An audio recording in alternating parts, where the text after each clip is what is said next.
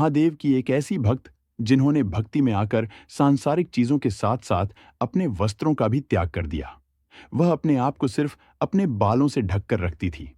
आज हम आपको महादेव की मीरा कही जाने वाली महादेवी अपक्का के बारे में बताते हैं।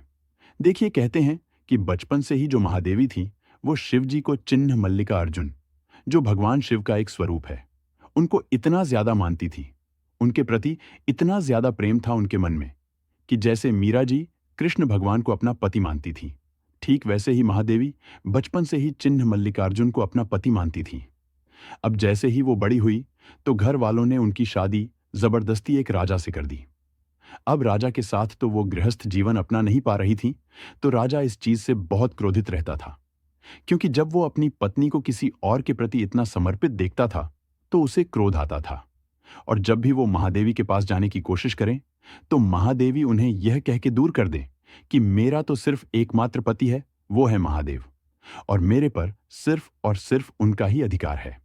अब अपनी पत्नी के मुंह से इस तरह की बातें सुन के किसी को भी क्रोध आएगा, तो राजा भी एक बार बहुत क्रोधित हुए और भारी सभा में उन्होंने महादेवी का ऐसा अपमान किया कि पूछो नहीं। उनसे बोला कि अगर तुम मेरी नहीं हो, मैं तुम्हारा कुछ नहीं हूं। शिव तुम्हारे पति हैं, तो तुम यहां पे जो ये सुख साधनों का भोग कर रही हो, ये मेरा है। तो महादेवी ने कहा कि आज से मैं इन सारे सुख साधनों का त्याग करती हूं। फिर उनके पति ने बोला कि ये जो वस्त्र पहने हैं ना, यह भी मेरे हैं। तो महादेवी ने उसी क्षण वस्त्रों का भी त्याग कर दिया और खुद को बालों से ढक लिया और वहां से चली गई। कुछ साल इधर उधर जंगलों में उन्होंने साधन किया। फिर वो श्री शैलम, जो मल्लिकार्जुन ज्योतिर्लिंग के पास एक आश्रम है, वहां पर पहुंची। वहां पर उनको अक्का नाम दिया गया। अक्का का मतलब होता है बड़ी बहन, और तब से ही उनका नाम महादेवी अक्का पड़ गया, और हम सब उन्हें आज तक महादेवी अक्का कहते हैं। अक्का या अक्का महादेवी के नाम से जानते हैं।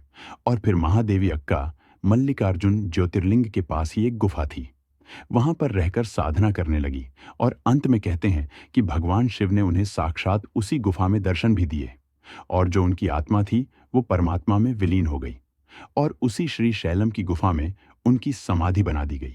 और आज भी लोग कहते हैं कि जो महादेवी अक्का की समाधि है, वहां पर एक अलग तरह का आकर्षण है, एक अलग तरह का तेज है।